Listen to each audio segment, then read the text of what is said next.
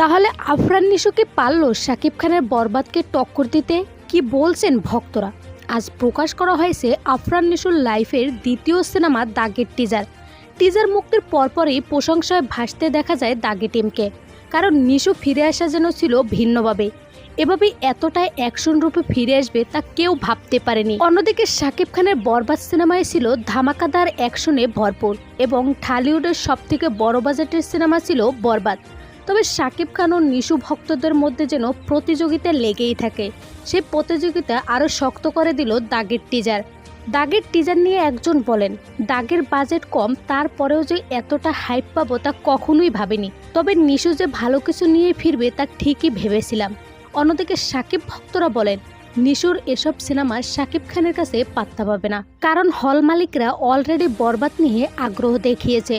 অন্যদিকে দাগের টিজার মুক্তির পর অনেকেই বলতেছে হল মালিকদের আগ্রহ এখন দাগে নিয়েও দেখা যাবে। সো ভিউয়ার্স, আপনার কাছে কি মনে হয়, কোন টিজার বেশি ভালো ছিল? জানিয়ে দিন কমেন্ট করে।